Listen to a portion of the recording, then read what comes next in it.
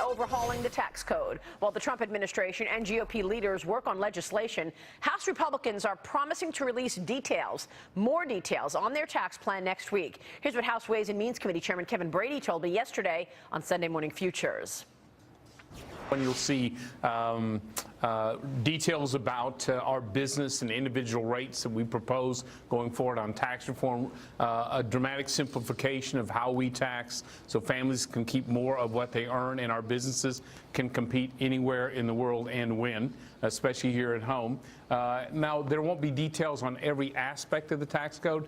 Obviously, the Ways and Means Committee and Finance Committees will do that. But I think you're going to see some key details and clearly unified consensus document about how we move forward on tax reform. All right, joining us right now is Tennessee Congressman Marsha Blackburn. Congressman, it's good to see you. Thanks so much for joining us this morning. Sure. Are we expecting another big showdown here? Because we've heard from the president now multiple times in the last 2 weeks saying, I'm not concerned with the highest earners. I'm not concerned with the wealthy. I'm concerned about the middle class. The rich are not going to see any decrease in their tax rates. And then we just heard Congressman Brady say we want to see lower rates for all rates. Is this a debate going on right now within the GOP? I think what you're looking at is the nuancing, Maria, of where you're going to see the emphasis.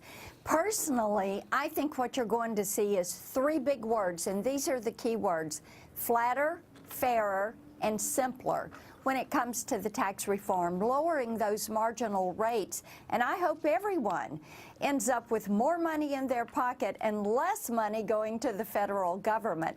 But lower those marginal rates. Make this tax code flatter for the individual rates and for those filings. Fairer for our businesses, and allow those business tax rates to apply to all the pass-through entities, those LLCs and partnerships. And then simpler for our individual filers, being able to put that on one sheet of paper, one postcard, stick it in an envelope, send it in so people can do their own taxes. Yeah, but the question is, what is fair, right? I mean, we're talking about deductions. We had a conversation with two congressmen on each sides of the aisle last week, and and on the Democrat side, he said he would not support eliminating the deduction on state income. He would not support eliminating the deduction on mortgages. He would not support a corporate rate of 15%. So do you think that the GOP is going to come together? I do think you're going to see the GOP come together, and you're going to see some of the special interest deductions that are going to be eliminated, and you're going to see a simplification of the code. One of the most important things that we can do is to lower these individual tax brackets, get it down to 3 brackets, and then lower that business rate so that it is more competitive. And Chairman Brady says it exactly right, so that our companies and our small business manufacturers can compete globally. And Maria, we have to realize jobs growth takes place primarily in that small business sector. And one of the areas we really need to bring back to see jobs growth all across the country is that small business manufacturing sector. It is, you look at my district with 19 counties and the auto industry that is here. You want to bring back those tool and die, that pressed metal stamping, things of that nature. You want to bring that back onshore. The work that is being done in the lithium batteries, you want to bring that back here so that we're handling that production domestically. Congresswoman, I mean, you laid out kind of your basic tax reform effort, but you have the heads of the tax writing committees in the House and the Senate saying, hey, wait a minute, we want to put our own stamp on this. Orrin Hatch said himself, we're not anybody's rubber stamp. So again, the rubber now needs to hit the road, and quite frankly, as you're up for re-election, as all the members of the House are next year, you better doggone well hope they get something done by the end of this year. Absolutely. Because if it falls into 2018, you're out of luck. Well, and that is why we are pushing to get it done this year. And of course, the committees of jurisdiction should have the opportunity to finish this work and to take the ideas, look at our budget, see what our reconciliation number is, and then make it fit within that so we get through the Senate in 51 votes and get it across the finish line. Dagan, you're exactly right. Do you have to be deficit neutral? Do you have to be revenue neutral? Or are you looking at lowering taxes and not needing to come up with revenue elsewhere? You know, Maria, saying that deficit neutral, revenue neutral, it gets us in trouble every single time. Yeah, you're right. Let's talk about what is going to work for the American people. Lower the rates, flatten out that code, make it fairer, apply that corporate rate to your pass-through entities, and then simplify the system so people can fill out their own income tax. Yeah, well, the pass-throughs are really important. I agree with you. I mean, Very it's a small important. business that really is going to see the big boost in this, Mike. You would That's hope right. so. Congresswoman, it's Mike Murphy.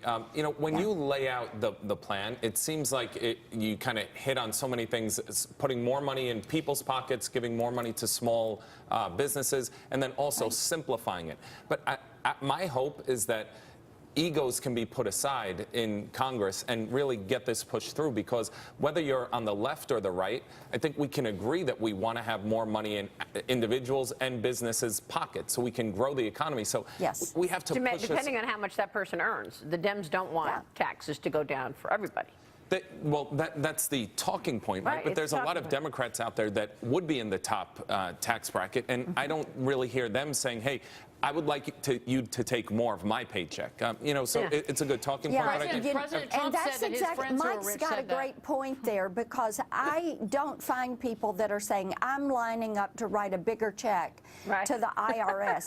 And I give President Trump a tremendous amount of credit for leading the discussion on this. I think it's absolutely wonderful. We're having a national discussion about what the tax rate ought to be and what we ought to do to simplify this thing.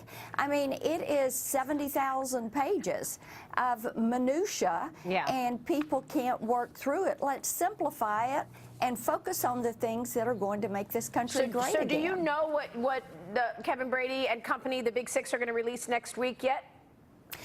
We don't have all of those details. Okay. We do have that framework, and as I said, the three key words: flatter, fairer, simpler. Congressman, I want to turn to the Senate race in Alabama, Sure. the Republican primary runoff between Senator Luther Strange and former Alabama Supreme Court Chief Justice Roy Moore. Obviously, that's heating up. President Trump has announced plans to visit the state. The commander-in-chief tweeted this: I will be in Huntsville, Alabama on Saturday night to support Luther Strange for Senate. Big Luther is a great guy who gets things done. Congressman Blackburn, does this race threaten to divide the GOP? I don't think it threatens to divide the GOP. I think what it does say is President Donald Trump is the most popular politician in the state of Alabama, just like he is in my congressional district. And you can continue to see people following what he's doing. He's shaking up Washington. He is draining the swamp. There are many in the media who continue to fight him. And is he draining the swamp, though, Congressman? I mean, a lot of people wonder about all of these Obama holdouts and why, you know, Hillary Clinton's not being investigated, Loretta Lynch is not being investigated, the IRS is not being investigated. So is he really draining the swamp? He is making progress on that, and I think we have some House committees that are helping work with him. Chairman Nunes, Chairman Gowdy, working to make certain that we handle some of these investigations, which absolutely, that's Congress's job, and the House and Senate ought to be busy about that. But the president continues to push forward. We in the House continue to push forward, and I think he's looking for people that are going to work with him and help push his agenda across the finish line. Health care, tax reform, immigration, infrastructure, something I'm working on, broadband expansion. We want to get these things done. Yes. The American people want them done. All right. Congressman, it's good to see you this morning. Thanks so much. Good to see you. Come back soon. Marsha Blackburn joining us there. Coming up, a second suspect is arrested in connection to the London subway attack. More details on that investigation coming next. Then trouble for General Motors as Canadian union members plan to strike. The potential fallout for the automaker's supply chain next. Back in a moment. And we dance all night.